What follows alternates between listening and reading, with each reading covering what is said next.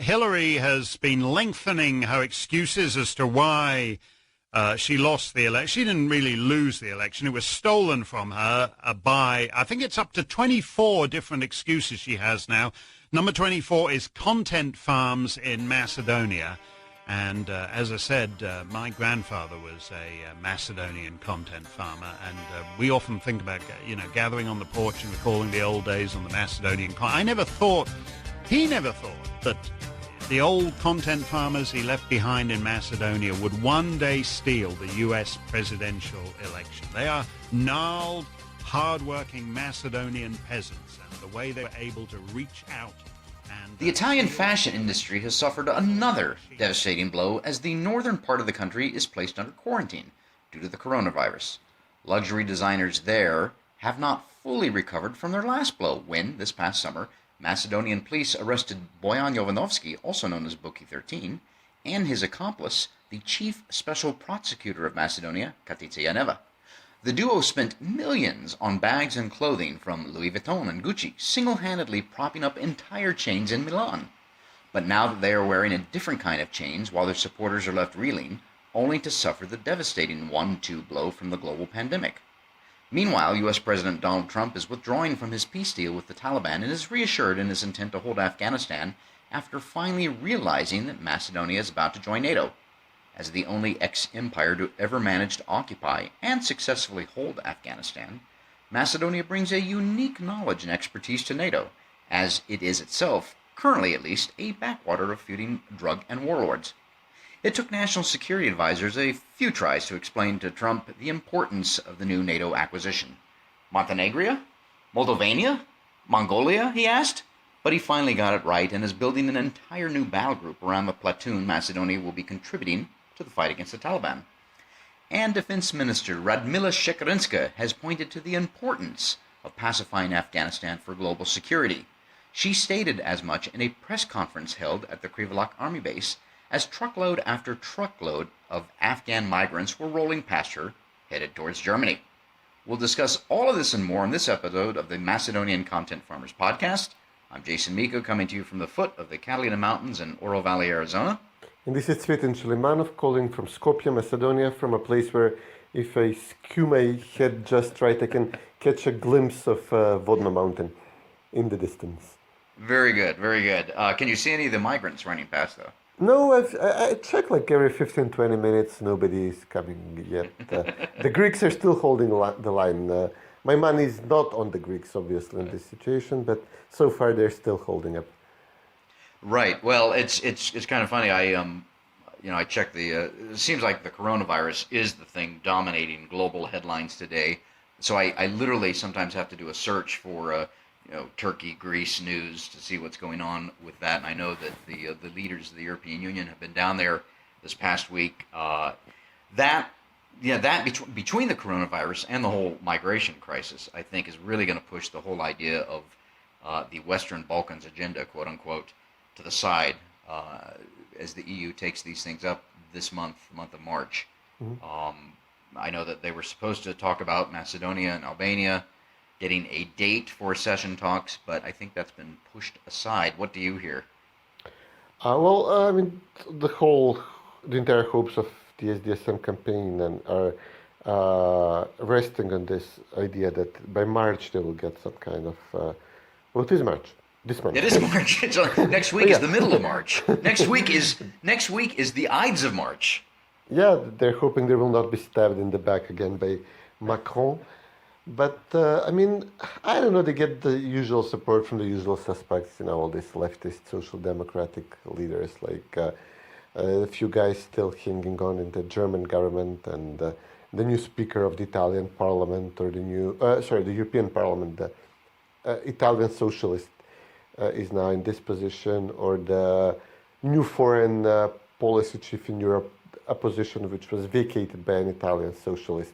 Mogherini is now filled by a Catalonian socialist, Borrell. So these guys are supportive of SDSM, but I'm not sure they have enough leverage to push this. I'm guessing there's going to be something like a promise that you'll get the opening of accession talks in October, or some other safe date Of what in the year? future. But yeah, but this time it's serious. This time you really open accession This talks, time but we really, way further. yeah. So, well, that's funny. We're recording this on Sunday, March 8th. It is, what is the official title? International Women's Day? Yeah, we call it, yeah, exactly like that. International Международен Women's день Day. на жената, yeah. Yeah, okay. So it's International Women's Day. So we want to wish all of the women out there, the ladies, if we can still use that word. I guess a happy Wink, wink. International Women's Day, even though this will drop tomorrow on Monday. But, I'm an American. I'm recording from America. We don't have that here. Yeah, of course. I know that's peculiar to the former communist socialist world. It was embraced by the ambassadors here. The U.S. embassy is tweeting about it. The British embassy has this ridiculous campaign of, we support. We get in the yard of the embassy and we strike a pose, and they do this like stupid. Strike a pose. Isn't that a Madonna song? Yeah, Strike a pose. now it comes from this video game everybody's playing. God, the name escapes me at the moment. They make this stupid, cringy moves in the video game, and but they have adopted this. Yeah, it's a communist holiday. It's got nothing to do with Right. proper countries, but the Western embassies are adopting it. Yeah. Well, okay. So let's kind of take a look at the timeline here again. So today's March 8th. 5 weeks from today, on April 12, which is Easter Sunday for the, as the Macedonian media would say, for the Catholic countries. Yeah. It's the Catholics and the Protestants. Easter Sunday, and then Election Day in Macedonia, the day before my birthday, actually. So we have 5 weeks. We're in election campaign mode. Citizen Zoran Zaev and Besa. Why am I blanking on his name? Bilal Sami? What? Yes, Bela Lugosi. Why would you know his name, honestly?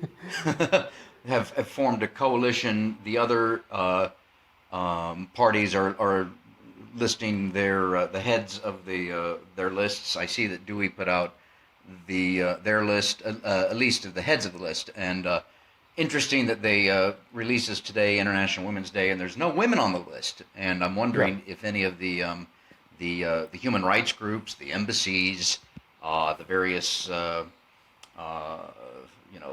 sex, gender, whatever NGOs there in Macedonia, if they're complaining about this or not. My guess is they are not. Correct?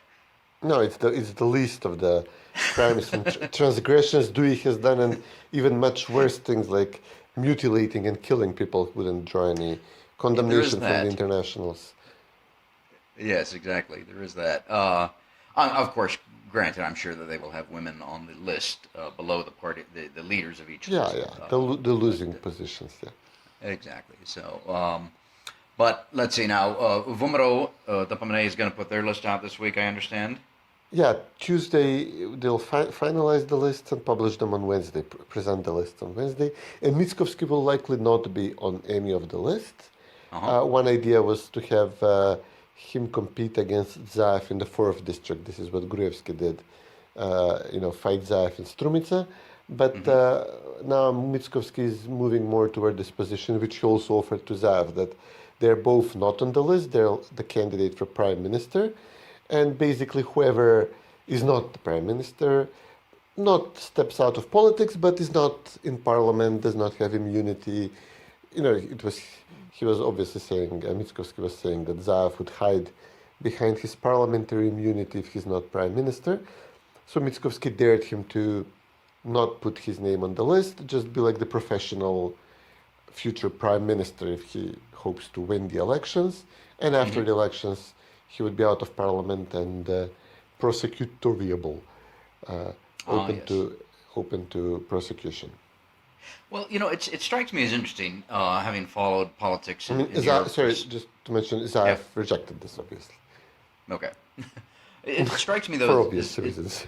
Yes. It strikes me as interesting, having followed European politics for so long. Parliamentary democracies, at least it seems in the past, certainly this is the tradition in the United Kingdom, when the losing leader of a party, when the leader of a party that loses then kind of steps aside and fades into obscurity. We certainly don't see that with Alexis Tsipras down in Greece. He's still very active and Yep. probably trying to get back his old position as prime minister. You would think that what you were talking about with Moskovsky is saying, if Zaev loses, will he step aside? Certainly not. He's still going to continue to try and come back and be the prime minister again at some point. But that I like that tradition within parliamentary democracy that your party loses and you fade away and somebody else comes up to the fore and takes the leadership helm. Well, what happened in SDSM, it would happen. They would lose the elections and step aside, but not step aside, be kicked out. So Buchkovsky was ousted by Shekerinska. Then Shekerinska lost, was in a landslide. She lost the 2008 elections. But she obviously established this principle that the losing party leader needs to step down. So then, in turn, she was removed by Branko Crvenkovski, and who used Zoran Zaev like a proxy for a while. Then Branko lost the 2011 elections and was replaced by Zoran Zaev, although he tried to have Stevo Pendarovski in his place, but actually it was Shekerinska who now sided with Zaev and removed Branko Crvenkovski. So it's the same people, knifing each other in the back over there. Zaev lost the 2014 elections, but refused to acknowledge the legitimacy of the results. Shekerinska sided with him. Crvenkovski and Buchkovsky were not strong enough to challenge them at that point. So Zaev stayed on as party leader, started the coup or the Colored Revolution campaign in 2015 the next year. Again, lost the 2016 elections, but was named prime minister with the help of the U.S. Embassy, so he's clinging on. But at this point, they already have the successor planned. She was right there along with Shekerinska and Zaev today at the march. They had this ridiculous march with women activists, drum circles, all the Soros-Salinsky style aesthetics in downtown Skopje. And it was Zaev, Shekerinska, and Mila Tsarovska. It's obvious that if or when they lose the April 12th elections, depending on how badly they lose them, Mila Tsarovsky will be the next leader of the party. Well, that was an absolute tour de force, Cvetin, of the history of Citizen and Macedonia and the leaders and who knifed who in the back, etc. So thank you for that. That's a very good refresher course. You mentioned the march today. What was I misreading something when I kind of was looking at the news this morning? The title of the march was "It's Not Your Fault." Yeah, it's like women who get abused and beaten, and Okay. the left is campaigning like that. All on the right are wife beaters, and all on the left are heroic. Well, only supporters. if you wear that undershirt with the sleeveless undershirt. That's the white. Which I do. I'm sorry to admit, but yes, I do. I've never understood that T-shirt. I wear a typical T-shirt with sleeves because your armpits sweat and okay, we're going too far afield. Yeah. Too much Anyway. information. Yeah, exactly. All right. So we got elections coming up. Now we started the monologue here with the news of obviously the coronavirus, which is serious, but also the issue that Boki 13 and Katica Janeva had single-handedly propped up entire chains in Milan, but now they're wearing different kinds of chains. At least he is. She's under house arrest. Yeah, she's and- comfortable at home. Yeah, and as you keep pointing out, I noticed on Twitter and other social media platforms that it's I think you called it substance-free trial. It's just a show trial with nothing really being said, kind of like what politicians do. Nothing's really being said, and there's no movement. And Boki had said some weeks ago, maybe over a month ago, that he wanted to open Pandora's box and sing like a canary. And nothing's happening, right? Yeah, Boki is apparently still negotiating. Frosina Reminsky, the deputy parliament speaker from SDSM, she's much more, active in practicing her singing voice. She even showed up on Alpha TV one evening in a lengthy interview, and Alpha is obviously the one TV station which is critical of Zoran Zaev. She pointed her finger at Radmila Shekerinska, said, I'm here being accused, my husband is being dragged out as a witness, but nobody mentions that Radmila Shekerinska's sister-in-law was also a witness, and we're just pretending like this never happened. Radmila Shekerinska's sister-in-law was heavily involved in the portion of the trial which also covers Frosina Reminsky, this taking money from businessmen to build like retirement homes and then essentially extorting the money from the businessmen, but also trying to build the homes with the help of mayors who would be favorable to SDSM. So they are, as leftists do, knifing each other all the time as the elections are drawing near. But the prosecutors, they're not trying to determine the main point, the main fact, which is where the money went. Show me the money.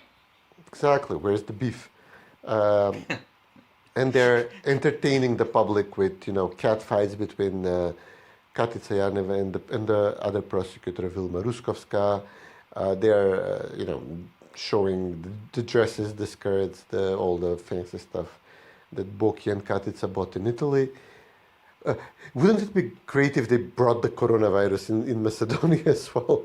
I mean, that would have been the perfect, but again, idle, red herring, just entertainment value factoid, which doesn't advance the main point, which is where did the money end up? And everybody understands that the money ended up in the SDSM party, and that Zoran Zaev was orchestrating the entire operation. But the prosecutors are doing everything they can to do like this soap opera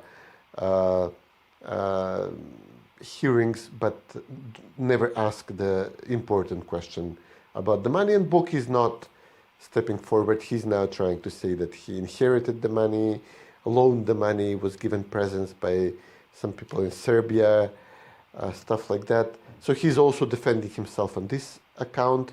So he's not putting all his chips on the card that he would testify against Zaev and plead for the mercy of the future government, or, obviously the courts would switch sides if the government changes. So he's also trying to protect himself, by trying to explain away how he got all the skirts and dresses and all the other stuff. So I want to emphasize that point, how he got all the skirts and dresses. So yeah, it's the 21st century, yes. Modern European country here. So come on, don't be so judgmental. So Harry Truman, the 33rd president of the United States of America, one of his famous quotes was, "If you can't convince them, confuse them." And that's kind of, it sounds like what's going on. They're trying their best. Amongst all the parties in this soap opera, is that they're just trying to, I can see why the government and its people want to sow confusion, so that nobody really knows what the facts are and what the truth is, and it never comes out. And then people get bored and move on and focus on other things. And I think that's why it's so important that, other voices in the media, not the mainstream media there, but other voices at least keep this thing alive and keep asking the question. I did see we got two pop cultural references in there. Show Me the Money, Jerry Maguire, and you said, "Where's the beef?" Which is ancient. I don't know, that's not even pop culture anymore. That's from the Wendy's commercial of the 1980s, I think it was. So way before my time. Yeah, so what you're saying basically is this thing continues, as we have said in these podcasts before, this thing continues to drip. And as I've said, I would think that they would want it to go away, and I guess they think it's going to go away by introducing so much confusion that, again, as I just mentioned, people kind of get confused and bored and move on. Well, it is interesting to follow. We get enough dramatic points to advance the ball forward. And, Vemera is now openly threatening Zaev that they have additional tapes which are going to point in this direction. They're biding their time, I guess, as we get closer to the elections. The corona thing is preventing the opposition from holding rallies. After the first revelation, the leaks, Vemera had a pretty solid turnout at the rally, but now that there is the corona, I'm pretty sure that if they have a leak and then follow up with a protest. The next day, I'm definitely sure that the extremely corrupt healthcare minister Venko Filipcho would deliberately, even falsely, declare that they are investigating cases of corona among the crowds which protested, and there's going to be, they're obviously going to use the fear of public gatherings to prevent protests. And then there is one of the journalists who had one of the main revelations in the trial, the testimony by Orce Kamchev, the businessman who was being extorted, who is also hedging his bets.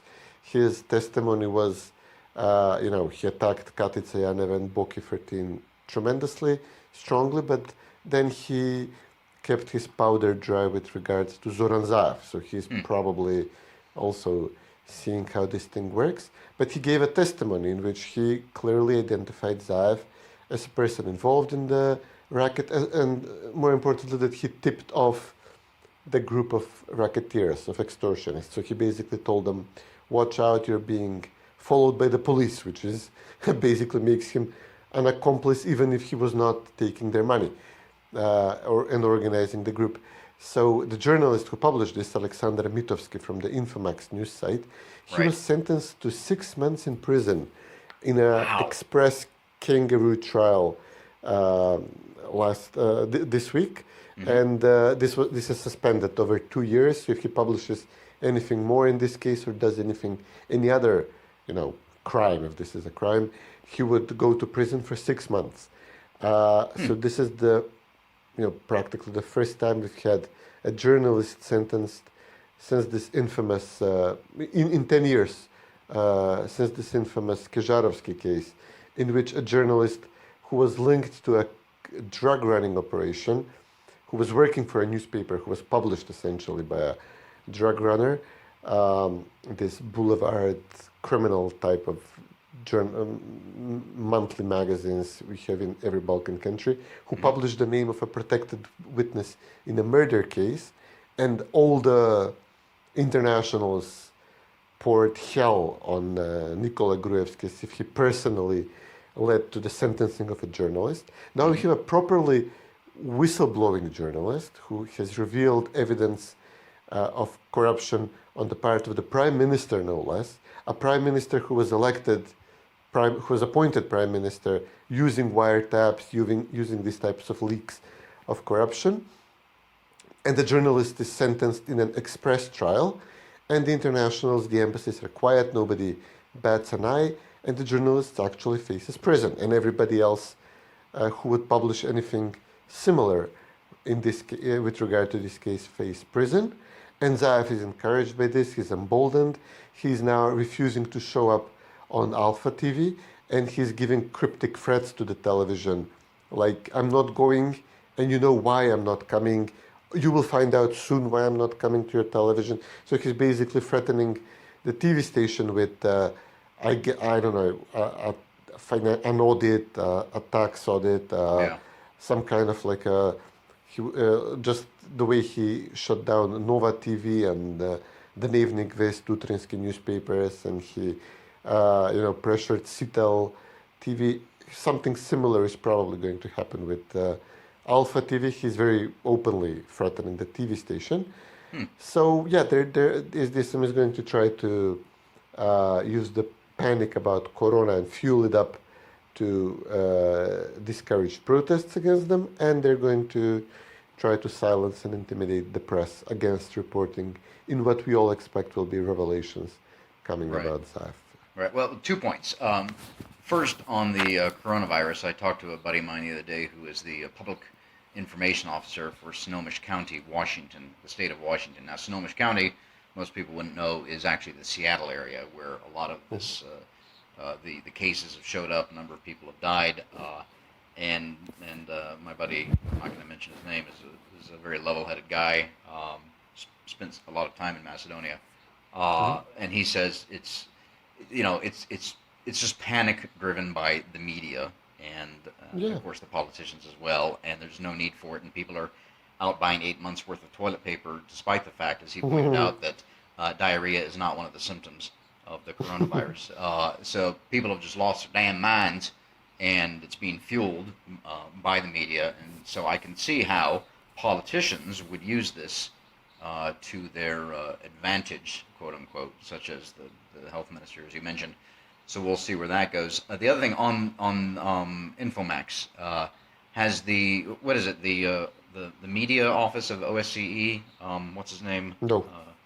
They haven't said. Harlem Desir, the French Yeah. guy. No, they wouldn't Oh. make a move. He once tweeted when the trial started, when Mitovsky was charged, but now that he's sentenced, OSCE has remained silent. Huh. Oh, so interesting. So what you're saying is the media office is very partial when it comes to these things.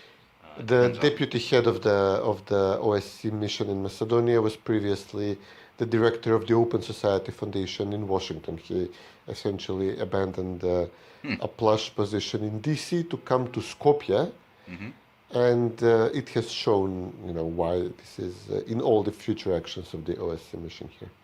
Interesting. Now, I think it is worth pointing out, though, that both of the two associations of journalists in Macedonia did come out and condemn this, correct?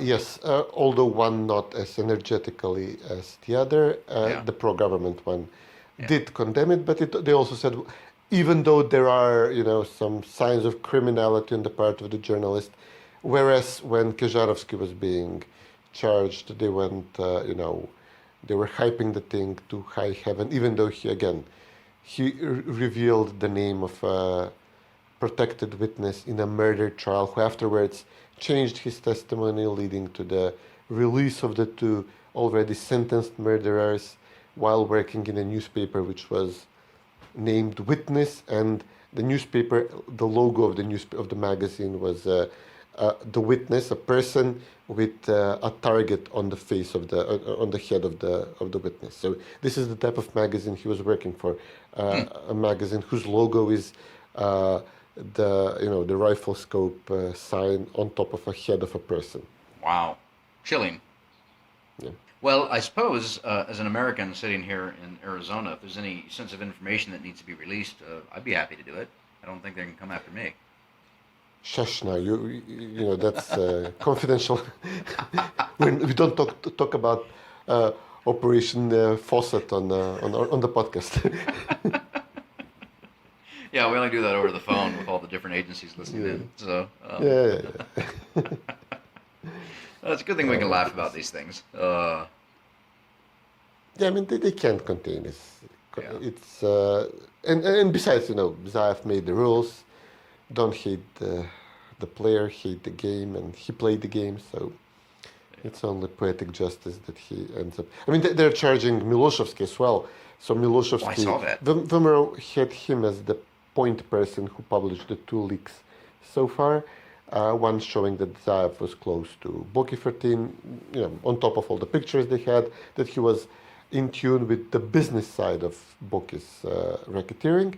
The other showed that Zaev was issuing orders to both Katica Janeva, okay, obvious, but also to Jovo Vangelovsky, the head of the Supreme Court. And then in response, SDSM leaked several of the old recordings they have been using since 2015, but this hadn't been leaked before, trying to portray Miloševski as being involved in a minor local case of negligible value, just calling up a judge asking if the case is advancing or not. At the moment when there is a very powerful person who is on the Dewey list as a candidate. He owns a number of gas stations, and he is the biggest recipient of public funding from public contracting. He supplies gasoline to all the public institutions. Pucko Petrol is his name is like the code word for corruption. So he was personally involved in something locally, and Miloševski was inquiring what's happening in his case, because Vomero had this difficult relationship with Dewey, obviously, and the SDSM is now using this to say that, well, we have more wiretaps, and they're proving that with this SDSM is proving that the wiretaps, they still have the wiretaps they ostensibly gave to Katica Janeva, and are using the prosecutors to charge Miloševski to discourage him from making future publications. So we might pick you up on that. I mean, Vemero might have to pick you up on your kind offer to publish stuff from the safety of Arizona. Happy to.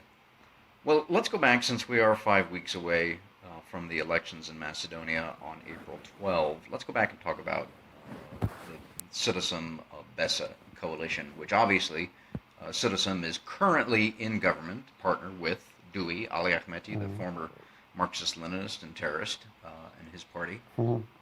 So that has got to, I know it's causing some angst, and not just angst, but open anger between the two parties, that now that Citizen has decided to join with Besa.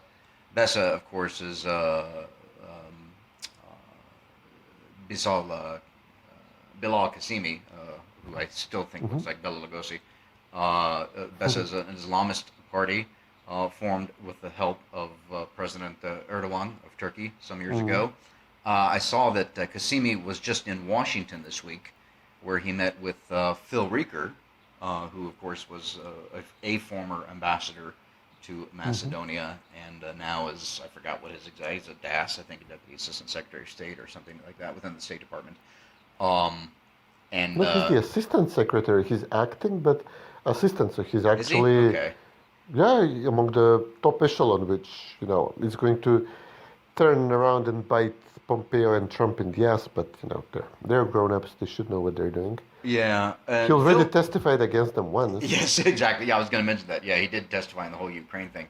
But Qasimi was in Washington, D.C., met with Phil, and then, of course, tweets out or puts on Facebook or uses other social media platforms to say that, see, this is proof that the United States supports the Citizen Besa coalition, which, I guess from a political standpoint, sure, you would do that as a politician. Obviously, actually, in this case, he might actually be correct. Rieker definitely knew what the effect of this meeting would be. Exactly. So, but it's interesting that here we are again on March 8, International Women's Day, and Citizen has teamed up with a very conservative ethnic Albanian party that is essentially Islamist. Our friends on that side of the aisle don't necessarily have a very good record when it comes to women's rights and things like that. How does Zaev square that circle? Yeah, Zaev wanted Dewey, obviously, because it's much bigger. And if there is some funny business on the day of the elections, like in 2016, when inexplicably 50 to 60,000 Albanians voted for ISDSM in the first ever, if they're planning to have some similar kind of operation in these elections, Zaev is obviously losing the Macedonian vote by a huge margin to Vemera, but wants to make it up with Albanian votes. He wanted Dewey initially because it would be much easier to explain the bump in votes they're getting, but Dewey refused. They realized this would make them a non-entity, a second fiddle to Zaev, and even worse, to Zaev's Albanian consigliere Muhammad Zakiri, who has this horrible relationship with Ali Ahmeti. So Ahmeti was not prepared to be swallowed up whole, and Besa was a much smaller party. They were accusing Zaev of being corrupt, of being a crook in the past. They were going to make this a coalition, which is very popular now among the Albanians, modeled after the Kosovar coalition, Artan Grubi's coalition, Albin Kurti's coalition in Kosovo, which has a lot of support at this point from the deep state ambassadors. You could tell that people like Matthew Palmer are supporting Kurti, while the Trumpkin ambassadors, Grenell, is openly hostile to Kurti and is supporting the old guard, the UÇK commanders. So, there is this different factions in this year supporting different Albanian factions. And Besa was going to be like, we are fighting Dewey because Dewey are corrupt, and we stand with Kurti in Kosovo, and when he wins, we win in Macedonia. And the Alliance of Albania still takes this position, but at this point, Besa split from them, was probably made some kind of deal with Zaev, definitely some kind of lucrative deal, and they're now with them. But yeah, as you mentioned, it's this weird coalition we see all throughout Europe of the leftist party siding with the Islamist party. And this was noticeable in the 8th of March video which SDSM put out today before their march, in which they had women speaking for SDSM, like this feel-good messages to women, we support women, blah, blah, blah. And among them was Mersiha Smilovic, an Islamist, hijabbed woman, part of the entourage of Mila Tsarovska, obviously this far-left future leader of SDSM. And, the video comes after SDSM voted Rashila Mizrahi out of government, the Jewish woman nominated by VMRO DPMNE to one of the top positions in the government as part of this pre-election power-sharing mechanism. As soon as Mizrahi began investigating the corruption of Mila Tsarovska, and it was revealed that she will be a strong woman candidate for the right. The left can't allow this to happen. They can't allow the right to be seen as supporting a strong woman leader, and they voted her out. But more importantly, this Smailovic person, who is now promoted in this SDSM video, was using horrible anti-Semitic slurs against Mizrahi, writing on Facebook that Mizrahi should wear the yellow armband with the Star of David. Wow. And instead of being kicked out of the party, she's now promoted in their, Women's Day video. So it's completely bonkers. The party is moving toward British Labour levels of anti-Semitism and hatred towards strong right-wing women. They hated Thatcher, and now we see something similar on the left here. The vitriol they have toward Gordana Yankulovska and Elizabeta Kanchevska for a while, and now Ganka Samuilova, and now most recently Rashila Mizrahi. It's off the charts. Wow. And of course, no condemnation from the embassies or anybody else for that matter, I suppose. No. I mean, even the British ambassador, who is Jewish and who has been posting, this feel-good women stuff all the time. But yeah, they have been so thoroughly brainwashed and so supportive of the left that at this point I don't even mind. I'd rather them sink with the SDSM ship than, try to reclaim some of the moral high ground. The ambassadors, they thoroughly lost any claim to moral high ground, and I don't see how they begin to repair it, and I'd rather they don't. I'd rather have them irrelevant than, again, meddling from some position of moral high ground. Well, that's thoroughly disheartening.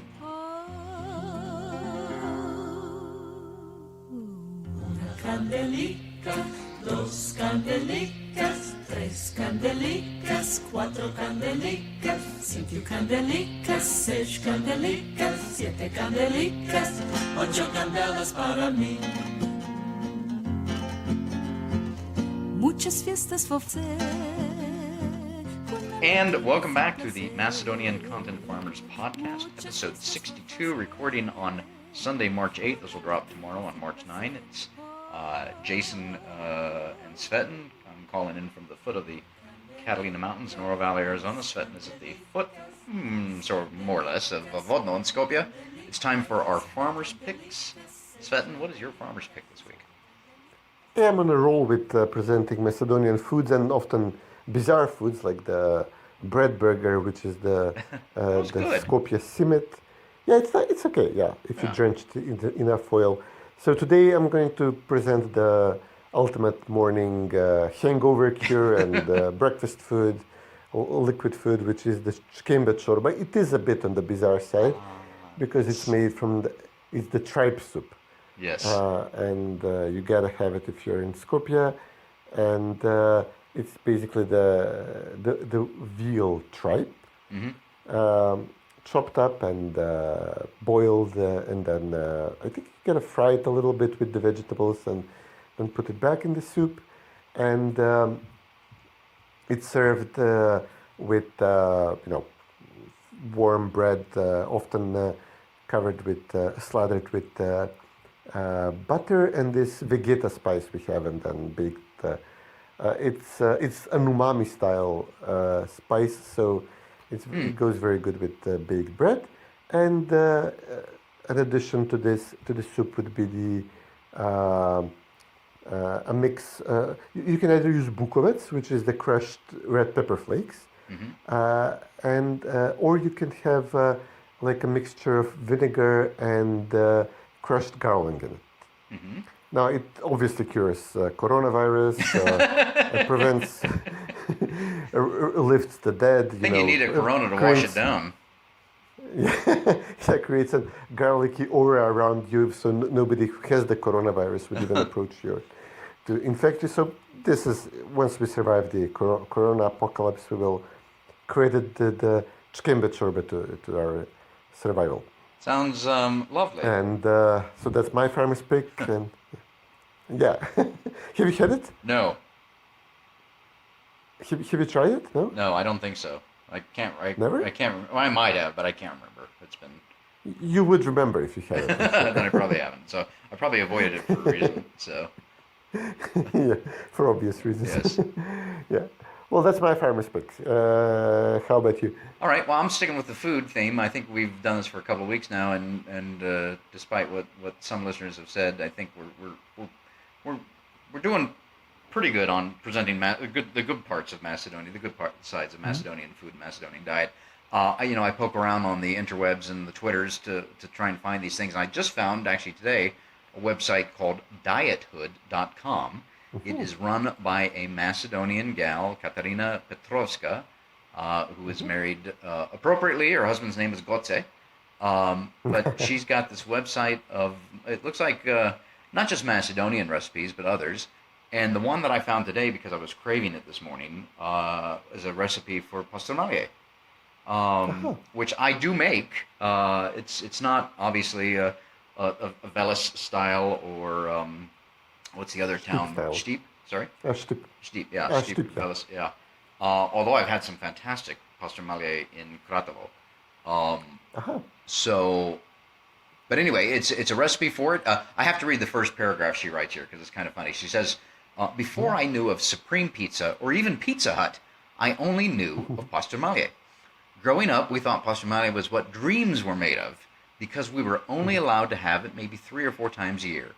I remember how excited we would get when my parents would say that we were going out for some pastourmalie. It was always an occasion that would stick with us forever.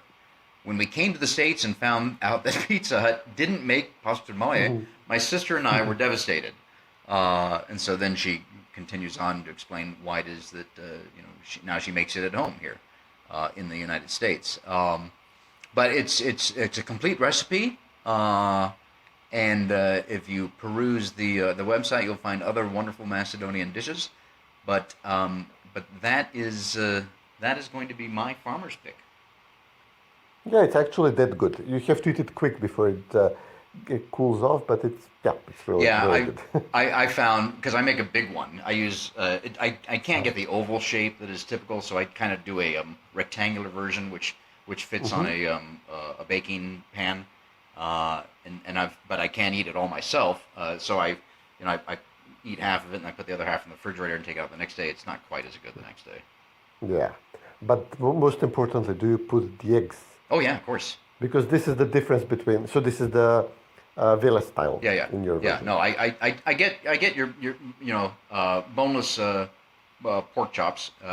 Dice them up, put a little olive oil and salt, maybe a little garlic powder. But I don't get really too crazy with that. Then of course on the dough you make that, and then you generously lather it up with lard.